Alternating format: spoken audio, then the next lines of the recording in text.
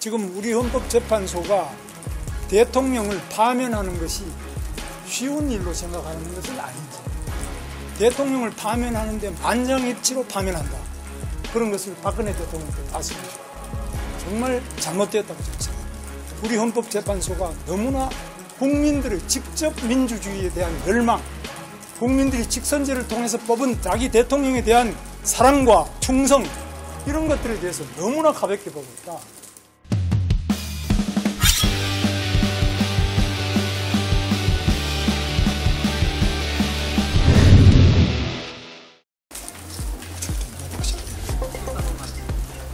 뭐 말씀하시죠. 지금 유력한 대권 후보를 계속 거론되고 계시잖아요. 네. 그런 상황에서 오늘 국회 토론에 오셨는데 네. 이렇게 토론에 참석하시게 된 계기와 이유 좀 설명 부탁드립니다. 나경원 의원님을 만나 뵀는데, 나경원 의원님이 뭐 우리 요즘에 너무 고용도 어렵고 힘든데 좀 국회의원들하고 이렇게 협력해서 이야기를 한다든지 다른 방안이 없느냐 그래서 했는데, 이 마침 토론 초청해 주셔서 제가 이렇게 오늘 오게 됐습니다. 와보니까 너무 많이들 의원님들 오셔가지고 또 언론인 여러분들 너무 많이 오셔서 저는 정말 깜짝 놀랐습니다. 이렇게 많이 오실 줄은 여기 올 때까지 생각도 못했는데 너무 많이 관심을 가져주셔서 감사하기도 하고 또 부담스럽기도 하고, 정말 얼마나 이게 지금 나라가 어려운 상태냐 하는 것을 잘 보여주고 있다고 생각합니다.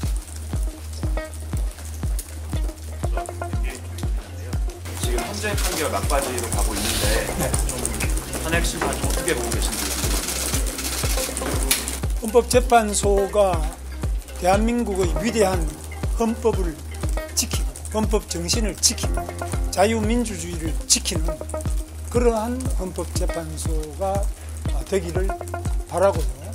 또 지금 헌법재판소의 공정성 시비가 그 위원의 선임 과정이나 재판의 진행 절차 문제라든지 여러 가지로 많은 우려를 가지고 있는 국민들이 있고, 한편으로는 헌법재판소가 빨리 좀 더 속도를 내서 판결을 내려달라 이렇게 하는 분도 있고, 국론이 그야말로 양분되어 있는 상태로 저는 보고 있습니다.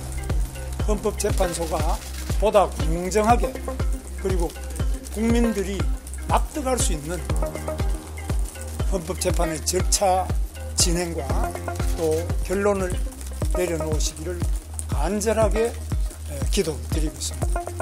지금 공정성이 조금 논란이 있다는 말씀이시죠? 제가 말씀 안 해도 아시는 거지.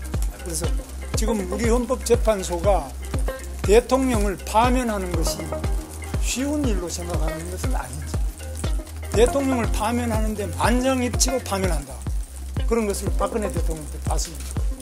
정말 잘못되었다고 저는 생각합니다. 대통령이 전 국민이 투표를 해서 뽑았습니다. 우리는 1987년 민주화 대항쟁을 통해서 우리 국민들이 우리 대통령을 뽑고 싶다. 체육관 대통령, 우린 싫다. 뭐 유신 대통령도 싫다.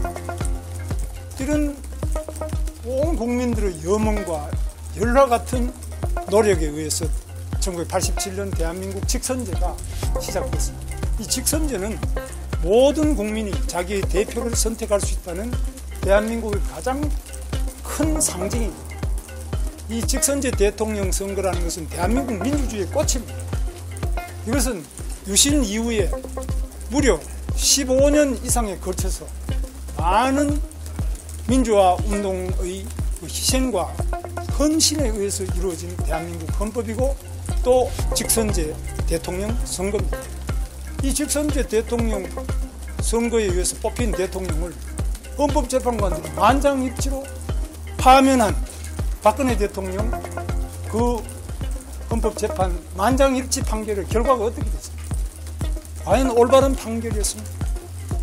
박근혜 대통령이 무슨 큰 잘못을 했습니까? 저는 그런 점에서는 아직까지도 우리 헌법재판소가 너무나 국민들의 직접 민주주의에 대한 열망, 국민들이 직선제를 통해서 뽑은 자기 대통령에 대한 사랑과 충성 이런 것들에 대해서 너무나 가볍게 보니까 과연 그런 정도로 무거운 그 직분을 우리 헌법재판관들이 가지고 계신다면 보다 더 숙고하시고 그 절차를 정말 국민들 누구라도 어느 편이든 좋습니다. 저는 탄핵 찬반을 말하는 것이 아니라 어느 편이라도 마음속으로 승복할 수 있는 이러한 헌법재판소로 발전해 나가기를 간곡하게 저는 기도하고 있습니다.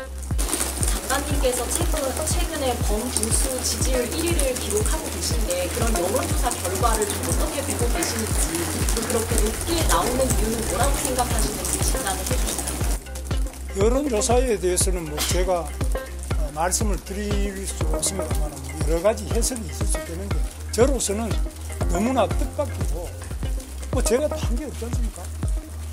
제가 뭐 제가 정책을 발표한다든지 무슨 다른 뭐 뜻을 밝힌 적이 없는데도 불구하고 이렇게 나오는 것은 우리 사회가 정말 너무 한쪽으로 쏠리는 것 그리고 그 쏠림 현상이 대한민국을 매우 불행하게 할 수 있다는 어떤 걱정과 우려 여기 이런 우려들이 반영이 돼서 저한테 여론이 높은 것으로 나오는 것 같은데 저는 정말 너무 무겁고 가슴이 아픈 일입니다. 대통령 탄핵 심판 보고가 나오면은 출마하시는 것을 좀 고려를 하시는지나 합당성도 다른 후보들이 떨어진다라는 지적들인데 이거는 어떻게 보시겠어요? 그 점에 대해서는 제가 말씀드릴 게 아닌 것 같습니다.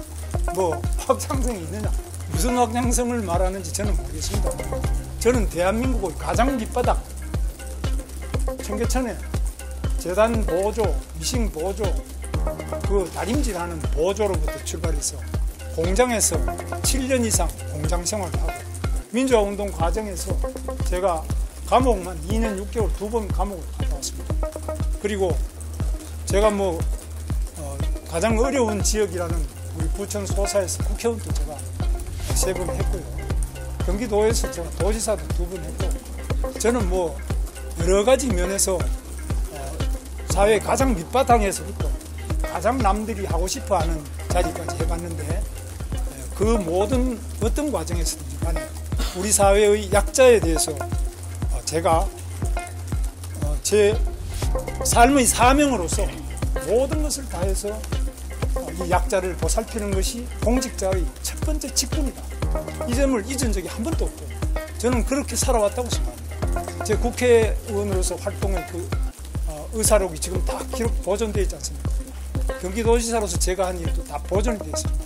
저희 모든 공적, 사적 그 행위와 제가 한 그 방향이 다 나와 있기 때문에 제가 일일이 설명드릴 필요가 없다고 생각합니다.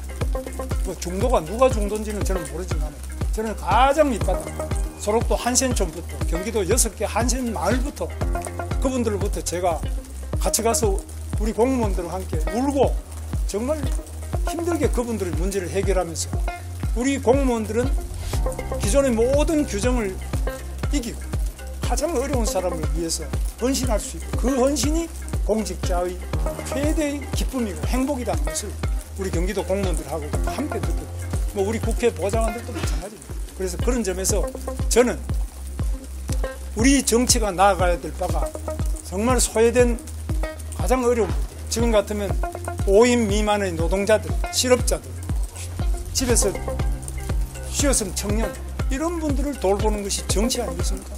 그분들과 함께 하는 것, 그분들과 함께 그 난관을 헤쳐나가면서 우리 위대한 대한민국을 향해서 손잡고 나아가는 그것이 바로 정치의 본령이라고 생각합니다. 저는 뭐 그런 점에서는 한 번도 바뀌어본 적도 없고 제가 좌쪽에 있었든 우쪽에 왔었든 간에 바뀌어본 적이 없습니다. 그래서 그런 점에서 말씀하실 거는 뭐 비판받아야 되는 거는 충분히 비판을 받을 것입니다. 장관님, 연합뉴스 조다원입니다. 오늘 당 일각에서 대통령 탄핵에 조금 책임이 있다고 지적이 나오는 한동훈 대표가 최근에 정치 복귀 시사하고 있거든요. 이런 건 좀 어떻게 보고 계실까요? 한동훈 대표님도 훌륭한 점이 많이 있는 분이고 다른 어떤 후보든지 어떤 대한민국 국민이든지 뭐 다 대통령 출마할 수 있는 거 아닙니까? 그래서 이준석 대표처럼 나이가 모자라가지고 우리 40세 돼 있잖아요. 나이가 모자라서 뭐 자격이 안 되는 이런 분들 빼고 이제 나이가 됐으니 나오겠다. 뭐 저는 아주 바람직한 일로 생각하고 나이가 되고 또 자격이 있는 그런 분들은 어떤 분이라도 출마를 선언하실 수 있고 출마하실 수 있고 그런 뜻을 밝히는 것 이것이 자유 대한민국의 가장 아름다운 모습 아니겠습니까? 가만히 그 야권 1위 주자인 이재명 대표가 본인은 민주당은 중국 보수다, 진보가 아니라 중국 보수다 이렇게 말을 하고 있는데 그 부분에 대해서도 저는 대한민국의 가장 진보적인 분이 이승만 대통령이라고 생각합니다. 이승만 대통령에 대해서 여러분 읽어보신지 모르겠는데 저는 뭐 오랜 동안 이승만 대통령을 미워하고 그분 때문에 독재자라고 생각합니다. 그분이 분단의 원흉이라고 생각합니다. 제가 철이 들고 난 다음에 이승만 대통령 전집을 읽으면서 기념사 앞에 제가 지금 고문을 하고 있습니다만 이승만 대통령보다 더 진보적인 분이 대한민국 한반도 역사에 있었거든요. 여러분 읽어보십시오. 박정희 대통령보다 더 진보적인 분이 누가 있습니까? 우리가 배고프고 이 전기불 하나 없는 깜깜한 세상에서 이 밝고 너무나 좋은 위대한 한강의 기적을 만든 분이 진보지. 무엇이 진보입니까? 이재명 대통령 후보가 중국 보수라고 한다면 동의하시나요? 그거는 뭐 남이 뭐라 그러는데 그건 제가 논할 바가 아닌데 다만 진실한 사람이라야만 공직을 맡을 수 있다. 청렴한 사람이라야만 공직을 맡을 수 있다.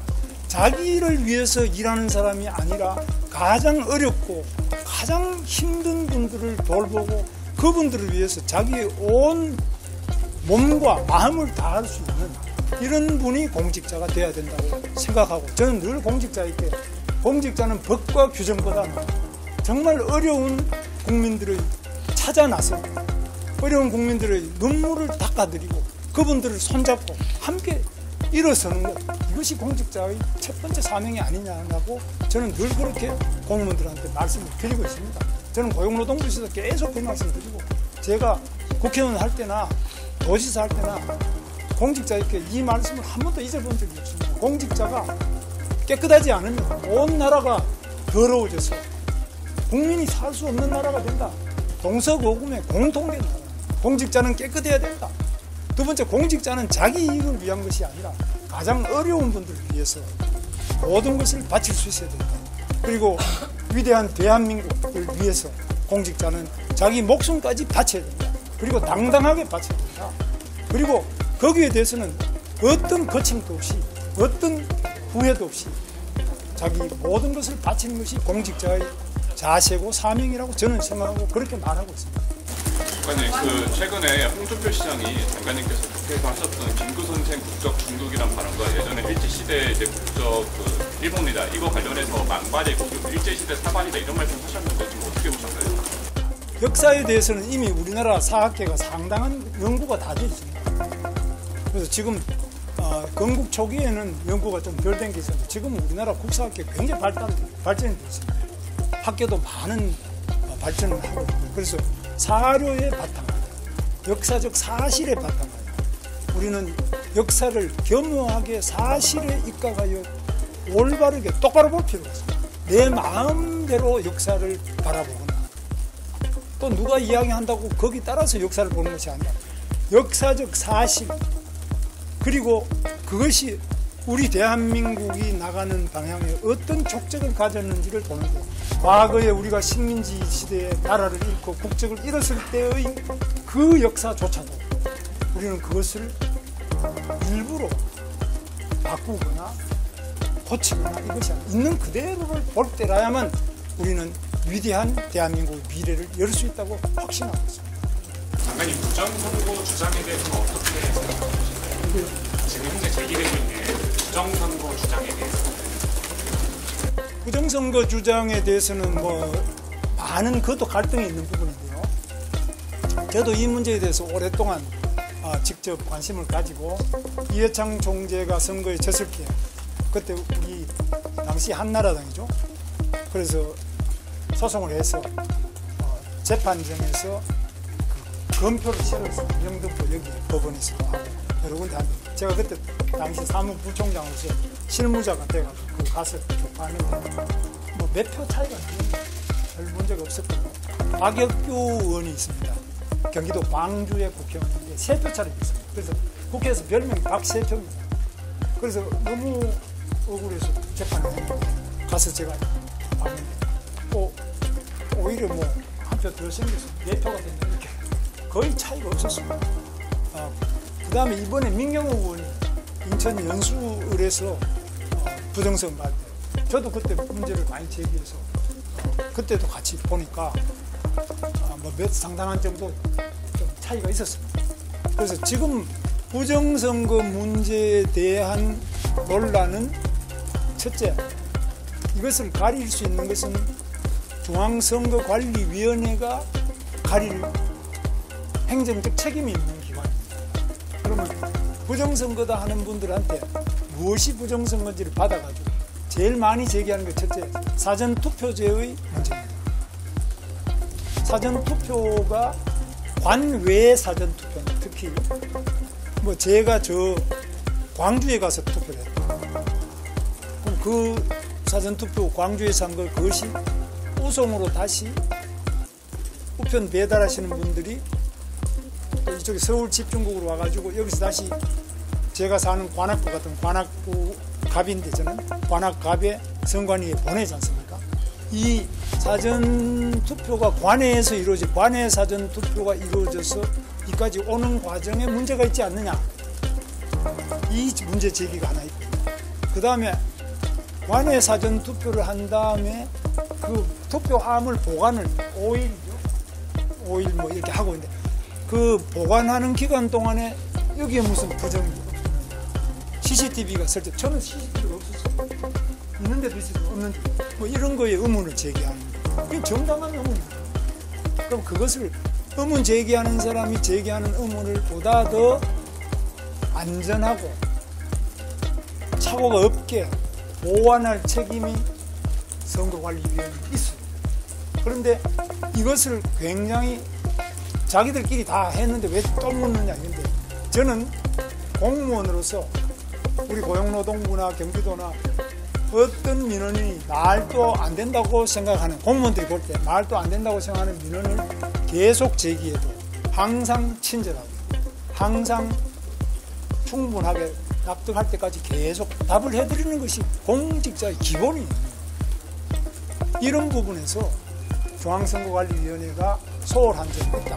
그 다음에 또 부정선거는 의혹을 제기하는 사람들은 뭐 외부에서 해킹으로 이 컴퓨터나 서버를 조작한다든지 이럴 수 있지 않나요?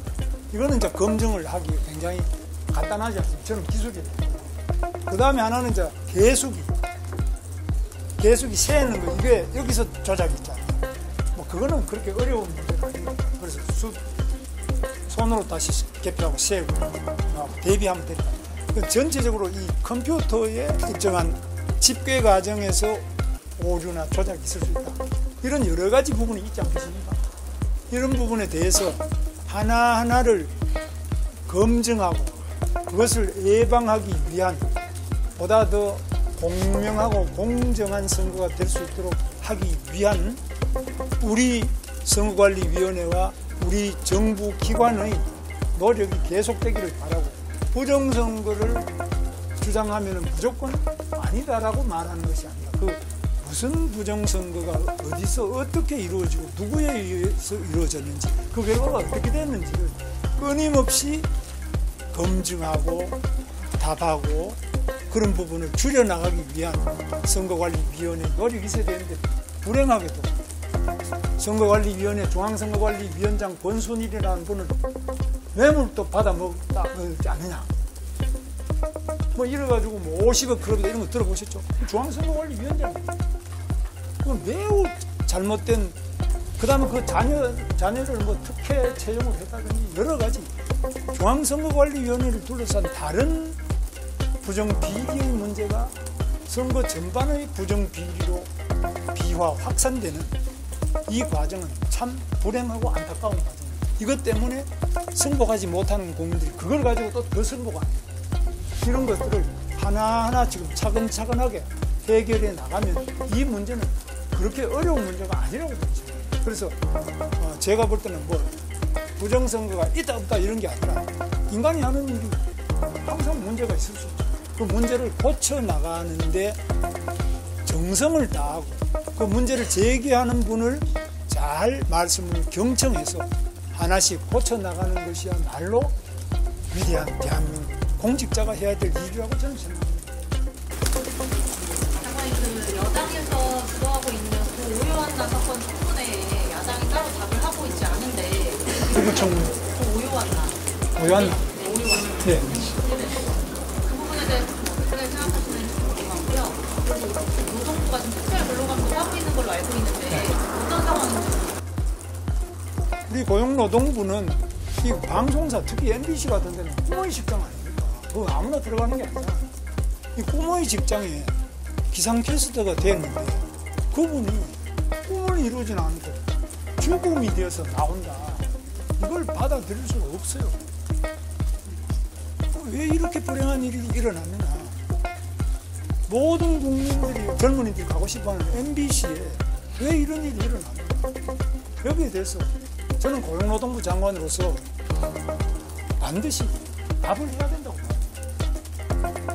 우리 젊은이들이 뭐 어떤 이유든지 간에 그 좋은 젊은이가 왜 죽음에까지 이르게 되는지를 저희는 특별근로감독이라는 형식을 왜 부족하고 있습니다.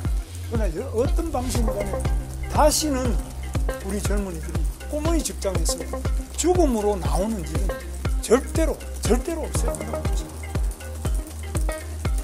민주당에서는 명태균 주장하고 일부 주권 주자들이 명태균 리스크에서 자유롭지 못하다는 의견도 있는데 이거에 대해서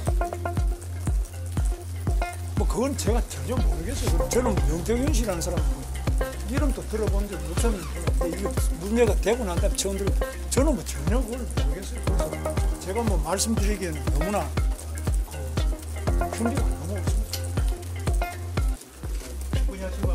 토론 들어가셔야 될 것 같습니다. 잠깐.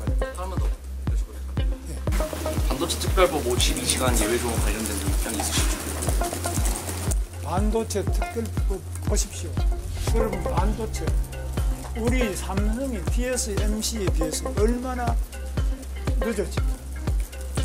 TSMC 구마모토 공장은 2년 만에 물건이 쏟아져 나옵니다. 구마모토는 일본에서 아주 규슈 지역이 아주 시골이거든요.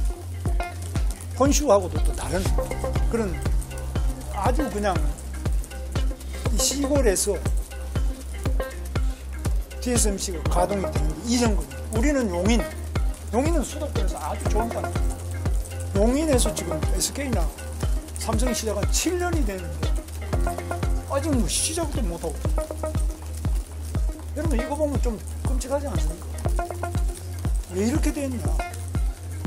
이거 고쳐야 돼요. 그래서 반도체 특별법에 나와 있는 그 시간의 문제가 아니다. 대한민국의 속도가 일본의 속도보다 늦어져. 중국 만만디 중국이라는데 중국보다 우리 속도가 늦어졌어요. 미국보다도 늦어졌어요. 성장 속도가. 대한민국은 미래가 있겠습니까? 대한민국은 빨리빨리라 그럽니다. 대한민국이 세계에서 가장 늦은 속도로 추락하고 있는데 이게 왜 추락합니까? 반도체는 한마디로 이 물건이 속도 전쟁.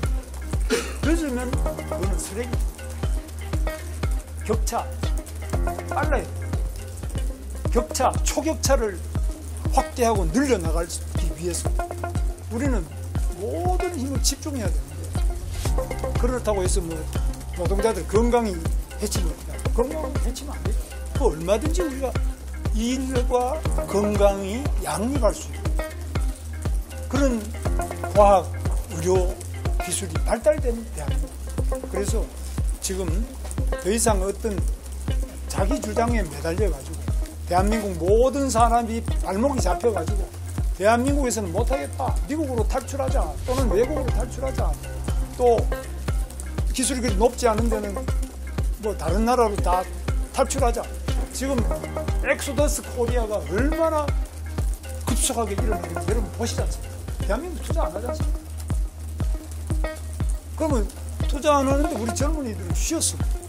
젊은이들이 원하는 자리가 반도체라고 고임금 좋은 거 아닙니까? 그럼 고임금고 연봉 1억 이상, 그 다음에 R&D, 연구 기술지, 이런 또 반도체 같은 특별한 분야에 대해서 하잖아요. 이것도 안 하면서 먹사니즘을 말합니까? 이것도 안 하는 사람들이 자르사니즘을 이야기할 수 있어요? 이것은 거짓말입니다. 됐죠?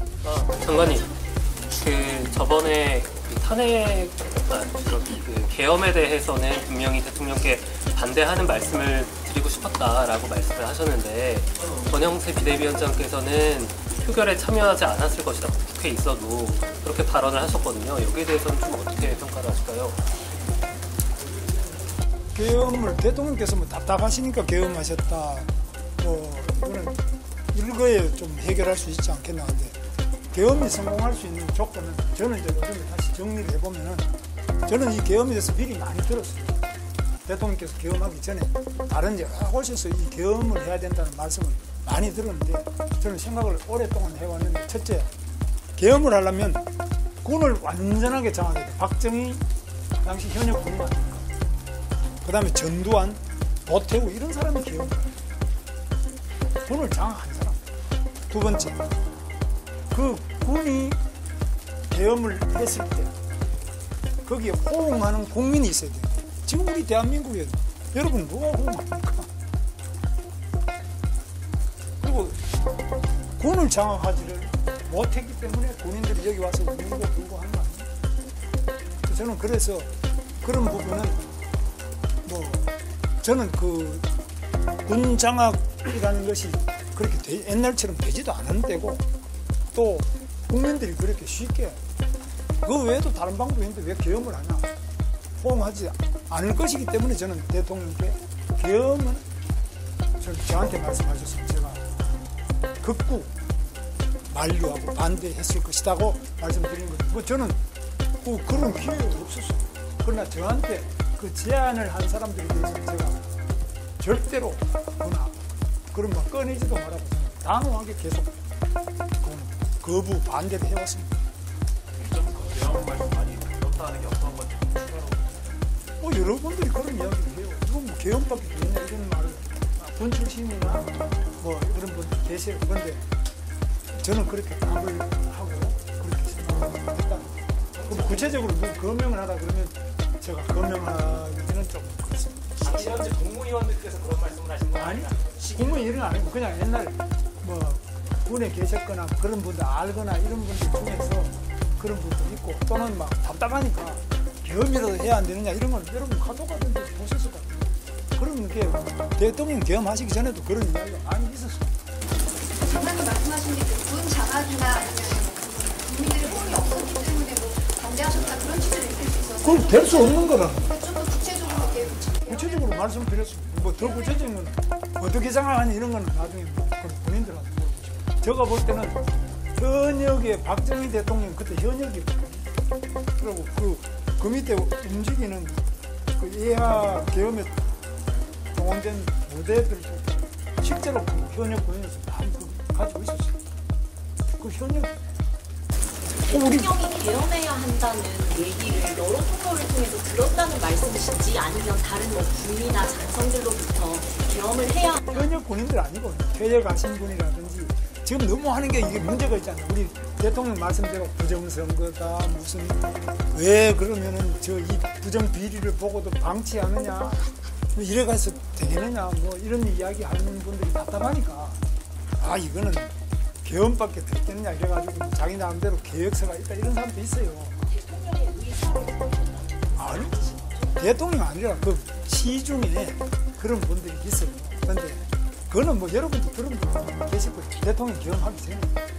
여기까지 하시겠습니다. 군이 설령 장악돼서 국민이 원했더라도 찬성했을 거라는 얘기니까 반대하셨을 거라는 얘기죠. 예? 제 말은 군이 장악을 안 됐기 때문에 국민이 원하지 않았기 때문에 나는 반대한다고 하죠. 군도 전혀 장악이 안 된 게 이번에 드러났잖아요. 그죠? 군이라는 사람이 김용현 장관은 또 군 출신이지만 현역에 뭐 계시는 분이 아니잖아요. 그래도 장관이 이야기한다고 요즘 군인이 안 따라간다는 거 여러분 이분은 지금 보시면 다 그렇게 말하지 군인들. 뭐 어떤 장군은 여기 별 달고 나가 엉엉 울면서 나 장관한테 이용당했다 이런 말을 하는 그런 군인 장군도 있잖아요. 그러니까 군이라는 게 군이 목숨을 걸고 하는 게 군인 아닙니까? 목숨을 걸고 어떤 일을 하는데 그 장관 이야기한테 장관에 속았다 이렇게 말하는 누운다고. 그러니까 그런 거는 계엄이 될 수가 없는 거죠. 그러니까 현재 그뿐만이 아니라 우리나라의 군 현실이 그런 현실에 있다는 거죠. 그래서 지금은 계엄할 수 있는 시대가 아니에요. 시대가. 그리고 또 전쟁이라든지 이러면 또 할 수 없이 그런 전쟁 상황이라든지 이런 때는 모르겠죠. 현재는 그런 상황까지 가진 않았던 거 아니냐 이런 생각을 하는데 이거는 이제 판단의 차이가 있습니다. 오늘 원래 토론회를 가셔야 되는 자리이기 때문에 여기까지 하겠습니다. 자, 됐죠? 자, 오늘 땅바닥이 추운데 감사합니다.